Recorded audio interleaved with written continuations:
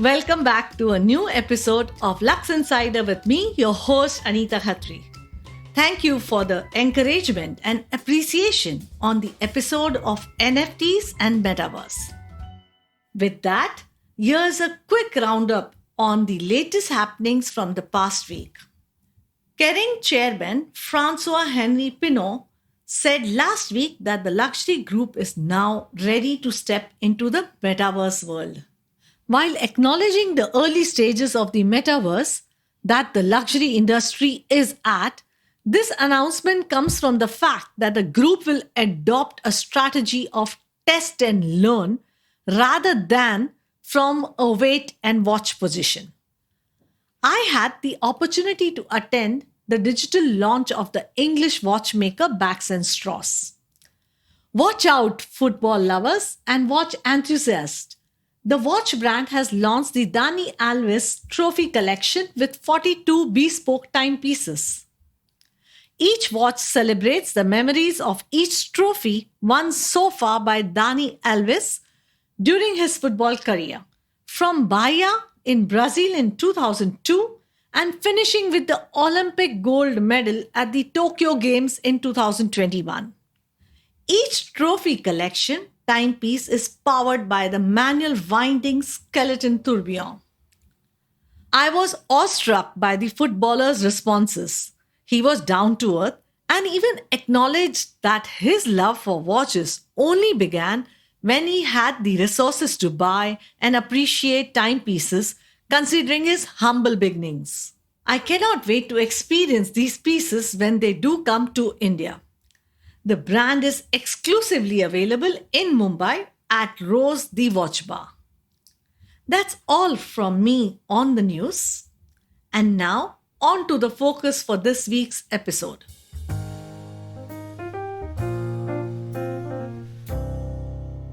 On this podcast, we have spoken and discussed about the luxury offerings in the auto industry, watches, jewelry, luxury weddings, Indian fashion, decadent chocolates, and more.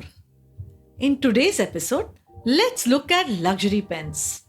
In my opinion, this category receives a stepmotherly treatment within the luxury world. Although, a pen happens to be the most sought after gifting idea amongst all of us, right?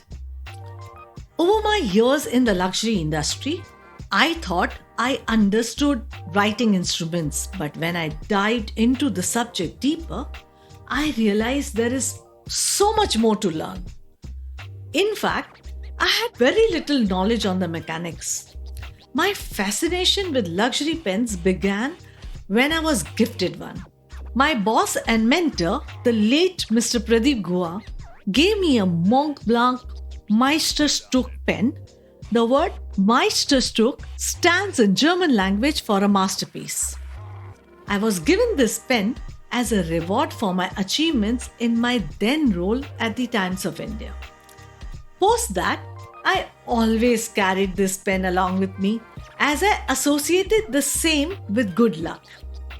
It has emotional value for me. But that isn't my earliest memory with a writing instrument. Many of my listeners will recall some memories from their own childhood days at school. Borrowing ink from friends' ink bottle, blotting ink on uniforms and fingers. Pens are easily available and one can choose a ballpoint pen or a fountain pen, a roller ballpoint pen or a gel pen, starting from 10 rupees to those priced above 1 crore or so. And did you know there are many pen clubs in India with ardent pen collectors? I caught up with Kunal Gupta, one such luxury pen collector based in New Delhi and the founder of Fountain Pens Connoisseur Club, who explains what defines a luxury pen. Well, there are quite a few. Number one is the brand. Now, if the luxury writing instrument is built by a brand like Montblanc or Cartier, then by default, it is considered a luxury writing instrument. And obviously, it will carry a high price tag. Number two is aesthetics. Now, aesthetics is very important. It actually defines whether the luxury writing instrument falls under the luxury category or not. Now, if the pen or any of its components, maybe the entire pen or any of its components like the nib, the body, the cap, the barrel, if they are made of precious metal like gold, silver, platinum, or even expensive material like ebonite or precious resin, or even rare material like celluloid, then it is considered a luxury writing instrument. Number three is exclusivity. A luxury writing instrument would not be available in your local stationery shop because it carries a high price tag. So you'll typically find it in a boutique or an exclusive shop or an exclusive store which sells luxury items or luxury writing instruments. So you won't find it in a typical stationery shop. So, like for example, there are quite a few stores in Europe which sell only luxury fountain pens. They would not sell any other product apart from fountain pens or related products. So you won't find even a pencil out there, because they'll just sell luxury fountain pens. So lastly is the writing pleasure. A luxury writing instrument would give you utmost writing pleasure. So when you start using it, you'll find it'll simply glide on the paper. The writing will be smooth and you'll really love the writing experience, yeah? When you think of luxury pens, which are the brands that come to your mind? Without batting an eye, I'm sure many of you thought of Mont Blanc. The white star on the cap is iconic. And Nikhil Ranjan, the managing director of William Penn, whom you will hear from later in the episode, also happened to mention that the brand is known for its great marketing, brand building, and maintaining consistent quality in their writing instruments. These are the ingredients that make Mont Blanc one of the leading brands within the luxury writing instruments category. In 2019, Mont Blanc launched a high artistry collection that paid an ode to the Mughal Empire, inspired by the golden era of artistry and craftsmanship under Emperor Shah Jahan. Captivated by that zenith of skill and craftsmanship, the brand's Hamburg factory developed a celebration of Taj Mahal, whose fantastically ornate designs and rich use of rare materials are a lively celebration of the edifice that immortalized both love and an era. The collection comprises 3 writing instruments: Limited Edition 1 Black Myth, Limited Edition 1 Insignia of Power, and Limited Edition 1 Tears of Moon. While each is a unique fountain pen, they all share a curved shape inspired by a traditional Mughal dagger signifying power. Mesmerizing beauties these are. I'm sure you would agree once you get a chance to look these up. Another mention I would like to make is of Italian pen maker Montegrappa. According to Chinese traditions, 2022 is a year of the tiger. To commemorate the same, the brand launched Montegrappa Year of the Tiger Power Broker Pen. Master engravers at Montegrappa have used subtle variances in depth to bring the king of beasts to life. The tiger stands watchfully atop a gently rippled surface. While my first memories in this category are with Mont Blanc Masterstroke pens, while conversing with Kunal, I discovered that Mont Blanc and Schaefer in India have managed to remain on many Indian minds when it comes to owning a luxury pen. Japanese and Italian pen makers are equally at par with the German pen makers. Through work, I had the opportunity to visit the Mont Blanc and Montegrappa manufacture. I wanted to know if all international luxury pen brands are available to be brought in India. And this is what he had to say. I mean, you talk about Italian luxury writing instruments. Every brand from Italy which makes writing instruments, they are available in India. Monte Grappa is available, Aurora is available, Armando Simoni Club, Visconti, Leonardo, Scribo, Stipula, they're all available in India. You talk about Japanese brand, Pilot, their premium range, Namiki, Platinum, and their premium range, Nakaya, and of course Sailor, all of them, they're available in India. If you move to the Americas, we have Schaefer, Cross, Monteverde, Estabrook, which are very, very easily available in India. You might you might find them in your local stationery shop as well. The Swiss brand Caran d'Ache, that's also easily available in India. We have even made in India brands which are easily available in metro cities. We have Ranga pens, we have Lotus, and you can always order, them via the e-commerce website. So both Ranga and Lotus, they have a website, and wherever you are in India, you can place your order, and they'll ship the pen to you. While today you can shop your coveted pens on e commerce sites, earlier pens were bought from local stationery or leading jeweler stores. A multi brand retail store came into existence in 2002 in India, and that was the brainchild of Nikhil Ranjan when he founded William Penn 20 years ago. Here's what he had to say. We are celebrating 20 years of William Penn. We started our company William Penn in Jan of 2002, and this Jan we celebrate 20 years. And it's been a fun and exciting journey these 20 years. So, what made us start William Penn? Good question. We started William Penn as a stationery store offering stationery that people in India had not seen back then. When I was growing up, I came from a family business manufacturing stationery, so I was always had a preview into the world of stationery as I was growing up, and during the late 90s, I had the privilege of traveling overseas and visiting stationery stores, stationery trade fairs across the world. So when in 2002 we started off, I knew that India had a lot of people who wanted great stationery but did not have the access to great quality stationery. And that's what brought William Penn together.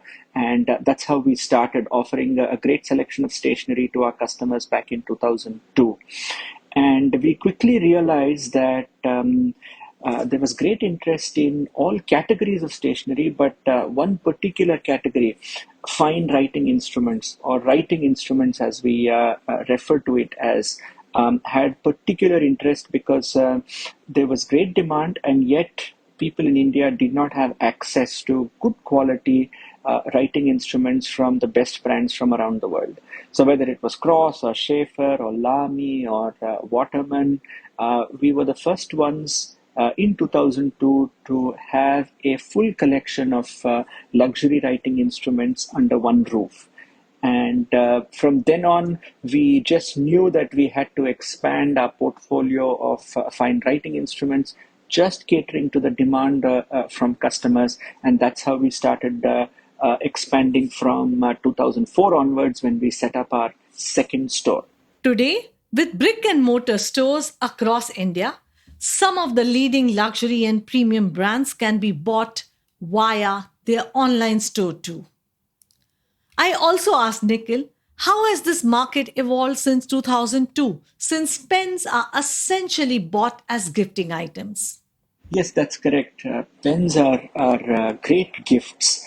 And I can easily say that nearly 70% of people who come to our stores buy from our online store, which is williampenn.net, buy writing instruments as gifts. And they are truly great gifts simply because you can never have too many pens.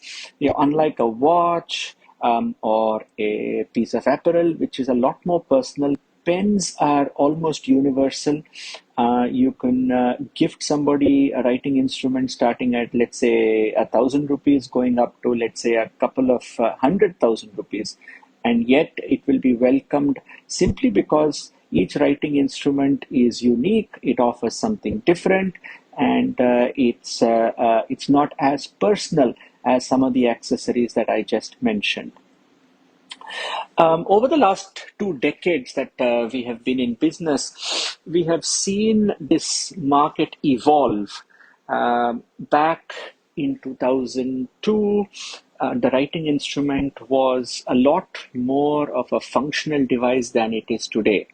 No doubt, people use writing instruments to write with it, but today I think gifting is as big a reason for buying of writing instruments as it is, of course, to buy a writing instrument as a functional product.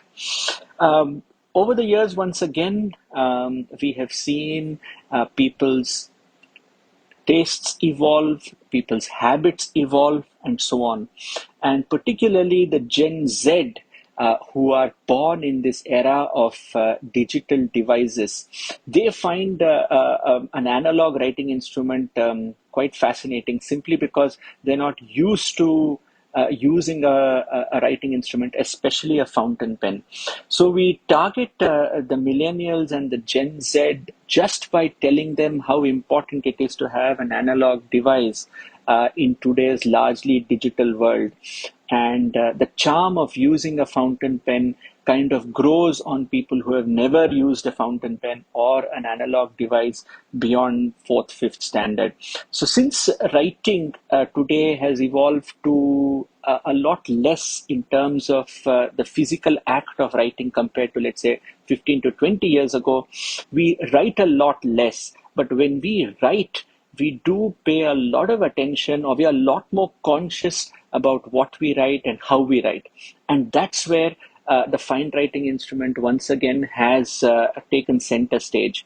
People, since they are a lot more conscious of what they write and how much they write, they pay attention to what kind of writing instrument they are using.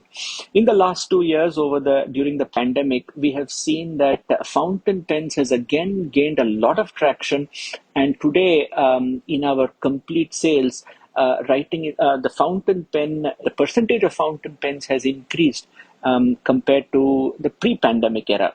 I also went on to ask him if there were any experiences he could share with us on how William Penn helped a customer complete their dream of owning a specific pen that they had to wait for a long time. We have so many incidents that we come across in among on a day-to-day basis.